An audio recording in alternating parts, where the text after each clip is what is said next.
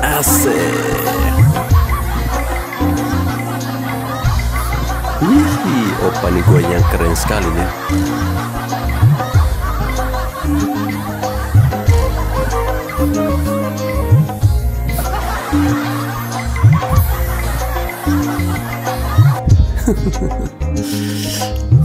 Seruling sakit sembunyi.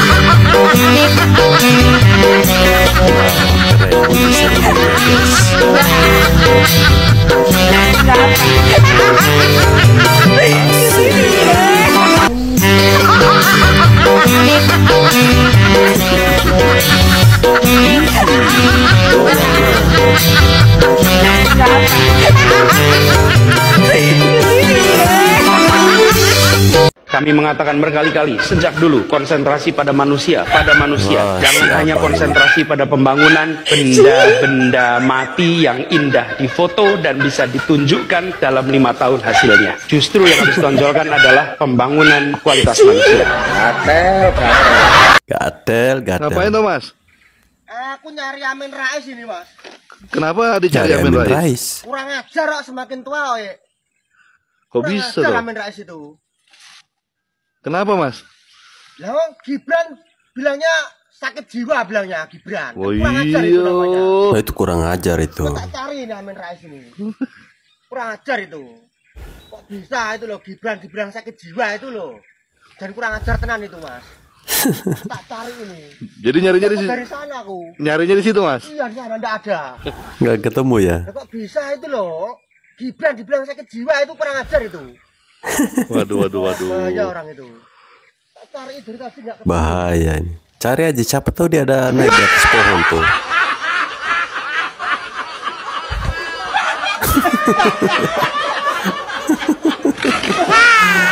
Gibran, si manusia celaka.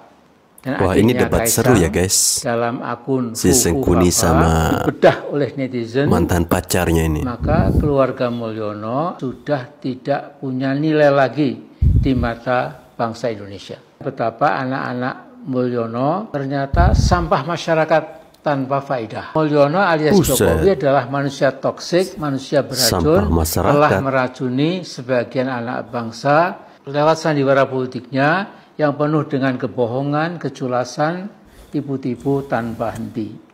Asik. Mampus loh, kena marah dari si Eyang ini. Wow, setelah marah-marah, mereka akhirnya berdamai. Menumpangi apa ini namanya ini? Dokar apa ini?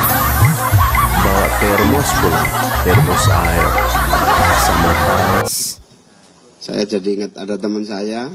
Waduh, kasihan bikin ini. Partai. Saya tanya ngapain? Si Abah partai. Udah gabung yang ada aja. Saya cuma pingin dipanggil ketum katanya.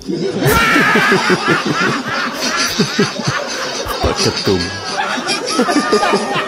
Buat Falco Ngoe Channel, sukses terus ya channelnya. Semoga semakin ramai. Buat teman-teman jangan lupa like, comment, and subscribe. Oke? Bisa juga ngelawak ini Cak Imin ini ya. Halo guys, jumpa lagi bersama saya di Falco Ngoe Channel ya. Sudah bersama-sama kita menyimak bagaimana parodi-parodi ngakak yang tersusun rapih. Ini akibat ulah dari mereka sendiri. Nah, berikut guys, saya ingin menyampaikan sebuah informasi yang sangat penting yang tidak boleh kalian lewatkan ya. Ini tentunya terkait dengan kalau kalian pada ingat di mana PDIP pernah menggugat terkait dengan pencalonan Gibran sebagai wakil presiden Republik Indonesia. Jadi kemarin mereka menggugat di PT UN. Dan waktu itu kan sebelumnya direncanakan tanggal 10 itu dari PT UN itu akan membacakan tanggal 10 Oktober. Namun pada akhirnya diundur ke tanggal 24. Dengan alasan katanya si hakimnya ini masih sakit. Setelah menunggu selama 14 hari, akhirnya hakim ini sembuh juga dan membacakan hasilnya. Teman-teman tahu apa hasilnya? PT UN menolak gugatan yang dilayangkan oleh PDI Perjuangan. Nah, tanpa perlu berpanjang kata, mari kita simak pernyataan dari Pak Hakim ya, atau jubirnya dari PT UN berikut ini. Bacakan hasil yang muncul nanti di ICOT ya, karena ini adalah putusan secara elektronik. Dalam eksepsi, menerima eksepsi tergugat dan terbuat dua intervensi mengenai kewenangan atau kompetensi absolut pengadilan. Dalam pokok perkara, menyatakan gugatan penggugat tidak diterima. Yang kedua, tidak diterima ya. Menghukum penggugat untuk membayar biaya perkara sejumlah Rp342.000. 342.000. Ini kejutan yang mereka harapkan.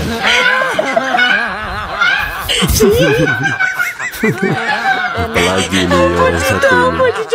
Ada aja kelakuannya dia ini. Guys, kalian harus baca nih. Nih. Apa tuh guys? PT UN Jakarta tolak gugatan PDIP soal penetapan Gibran sebagai cawapres di Pilpres 2024. Kenapa tuh Bang? Ayo mau nyalain siapa lagi? Ayo. Pasti mau nyalain Mulyono tuh, alias Pak Jokowi. Ya guys ya, Pak Mulyono sudah purna bakti. Kalau nggak pasti nih nyalain Pak Mulyono lagi nih, sudah kebaca. Pasti. Ayo sekarang mau nyalain siapa? Ayo. Dan nyalahin si Sengkuni juga dikenakan biaya perkara sebesar 342.000. Cemen lah ya soal itu, tapi soal muka ini mau taruh di mana ya? Iya, 300 bisa dibayar. Ayo, tapi muka ini malu deh itu loh. Kita tunggu ya episode berikutnya ya. Pak Hasto apa kabar? Dedi Sitorus, Masinton Pasaribu, Nafi Tupulu, dan juga kader-kader yang lainnya. Gimana nih tanggapannya? Nangis ya tuh. Awas ya nyalain Pak Mulyono lagi, awas. Nggak ada sangkut pautnya lagi dengan Pak Mulyono, tahu nggak? Aduh, lega banget deh. Ini yang ditunggu-tunggu kemarin ini. Perasaannya lega banget sekarang. Ternyata hakim PT UN benar-benar keren. Hormat Pak.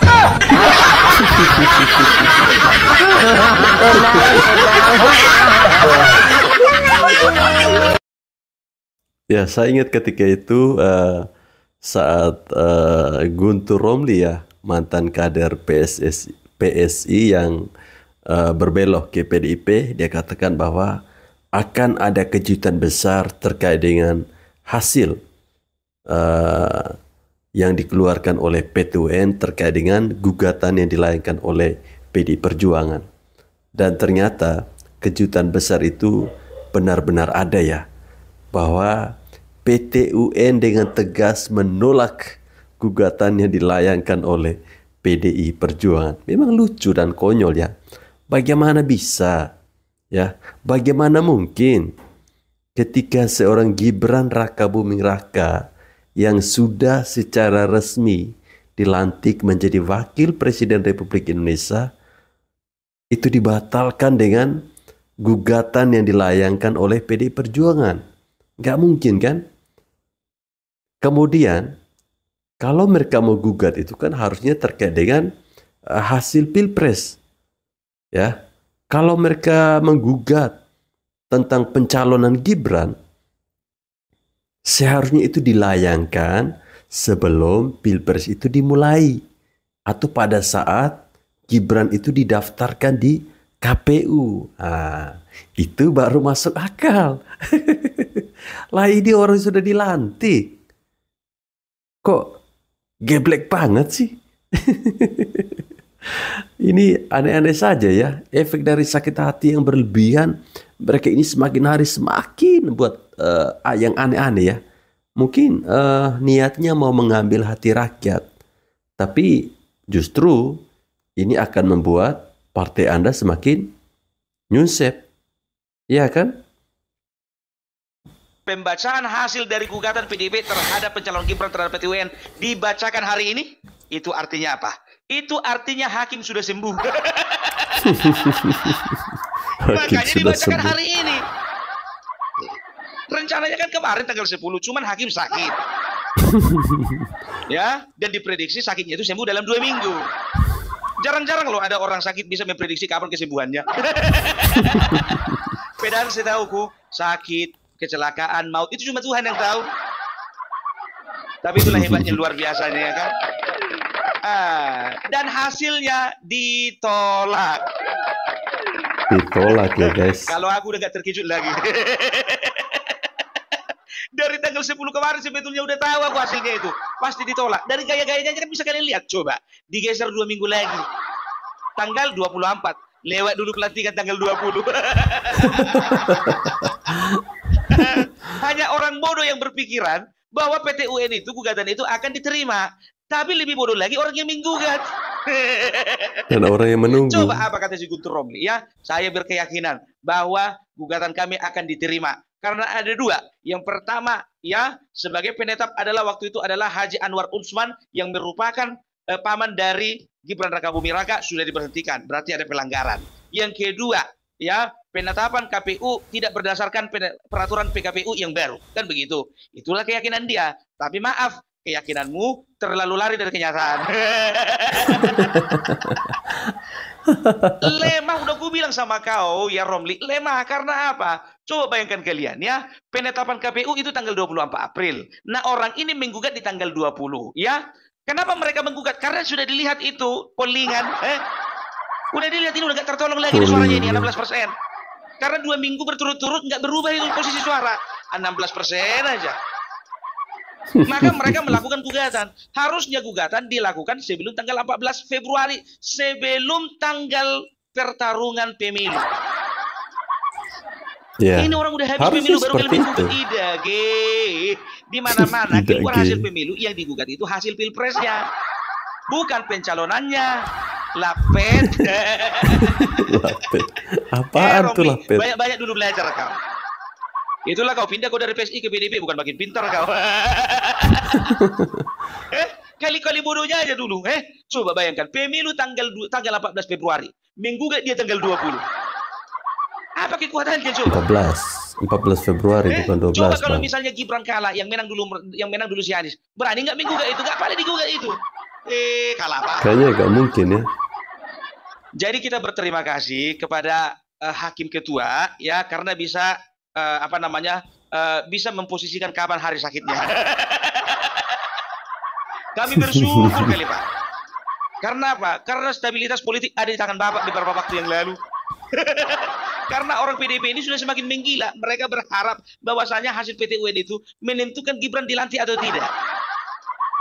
Dan yang lebih goblok lagi, itu barisan Refli Harun dan juga teman-teman yang lainnya itu.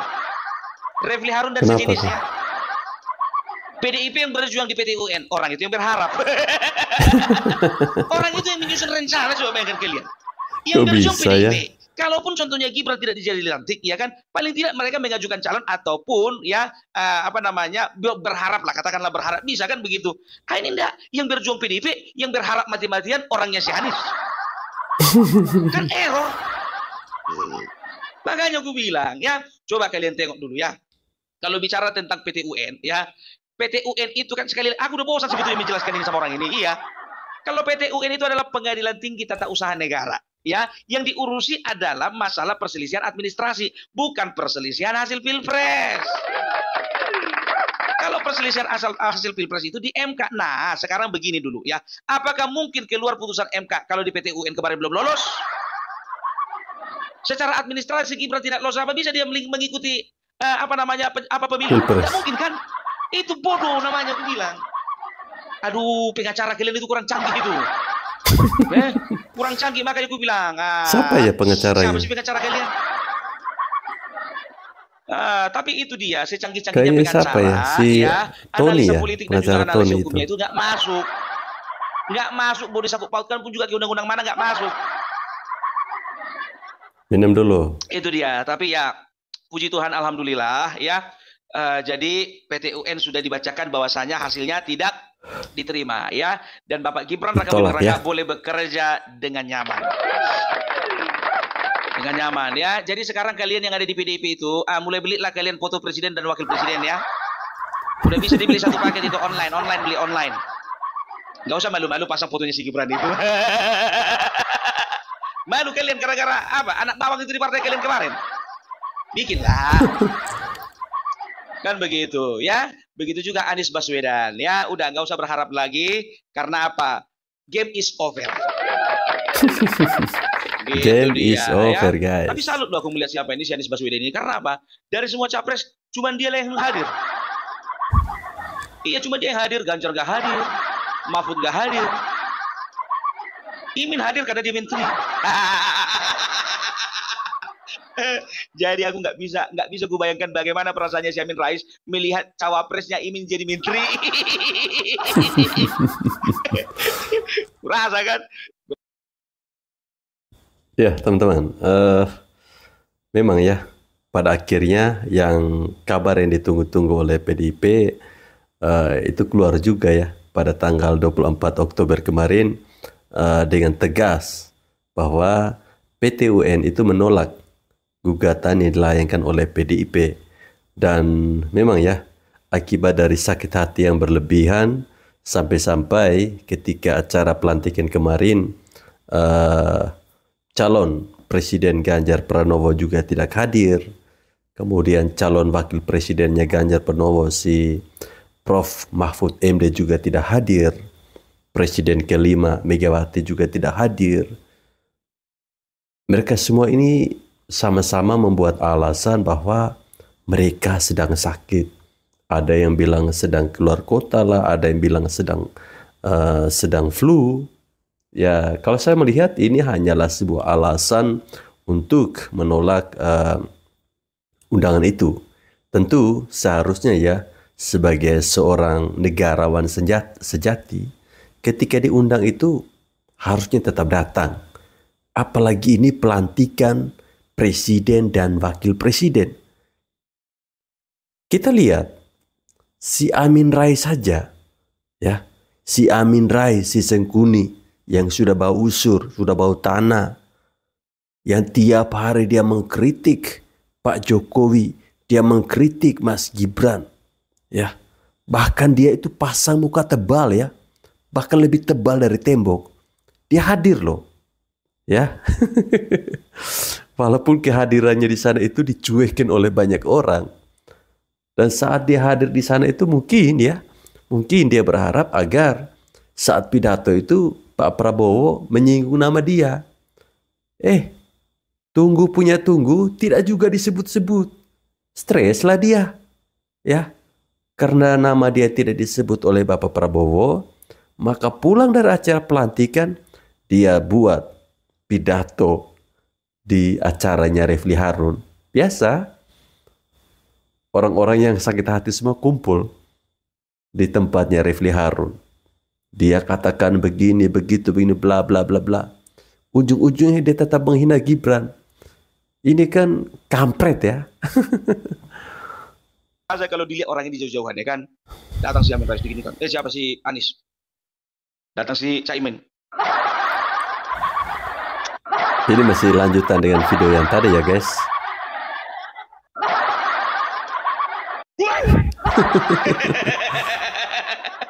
Aduh, datang si Amin apa Anies Baswedan gini-gini aja. Kenapa aku percaya orang ini? Kok bisa lah aku percaya sama manusia yang satu ini?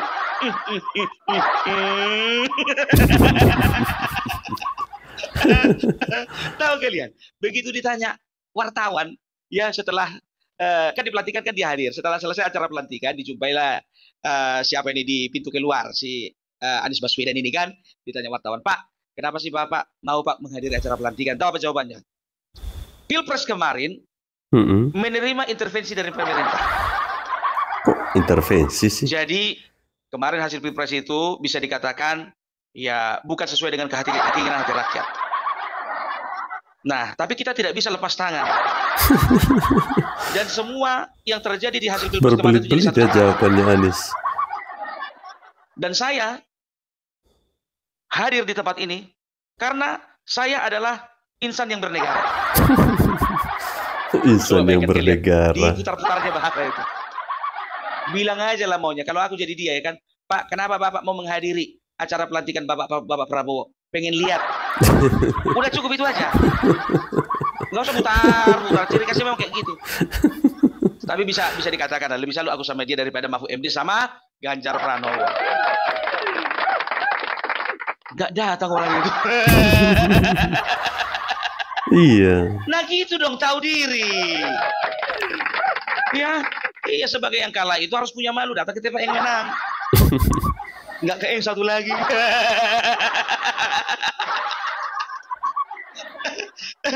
Bukan nggak tahu diri si Anies Baswedan. Dia hanya ingin menunjukkan bahwasanya ini loh Pak masih hidup. Kalau masih kurang Bapak kursi menteri, aku bersedia gitu. aduh. Emang ya dia kan? berharap Tapi begitu ya Bang? Juga, ini ngapain si Anies Baswedan di sini? Bukankah dia dibutuhkan dunia internasional? Pikiranku. Kok masih nongkrong ini di acara-acara nasional? Padahal kata Dokter Tipa, dia itu dibutuhkan dunia internasional. Dokter Tipa tanggung jawab dulu kok kalau ngomong. Dunia internasional yang mana? Aduh orang ini memang ya. Tapi begitu ya. Jadi gini loh. Kalau aku juga keyakinan dari kemarin itu bahwasannya hasil PT-UN ya itu pasti ditolak karena sudah digeser-geser tanggalnya. Itu yang pertama. Baru yang kedua hari ini ya aku pun juga menanti-nantikan ya. Tapi aku punya keyakinan hari ini bahwasannya putusan PT-UN itu bakalan ditolak. Pasti. Dari mana? Dari mana aku tahu? Dari gaya-gayanya Gibran melakukan uji coba makan gratis. Artinya apa? Di situ dia sudah menunjukkan bahwasanya dia kerja sudah tidak dengan beban.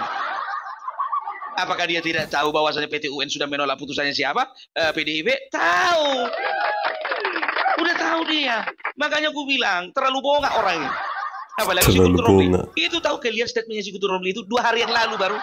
Dia berkata bahwasanya saya yakin bahwasanya PT-UN akan diterima. Orang biasanya kalau keluar dari sekolah negeri masuk ke sekolah swasta biasanya makin pintar. Ini kok makin bodoh. Guntur. Iya bodoh secara politik lah. Coba bayangkan kalian ya, pertandingan tanggal 18 Februari, minggu nggak tanggal 20 April.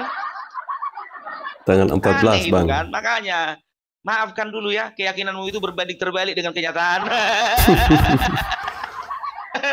Aduh. Ya, jadi itu dia. Ya, berarti inilah kenapa beberapa hari yang lalu ya, ketika di dalam acara pelantikan ya, semua kader-kader PDIP itu sorak-sorak gitu.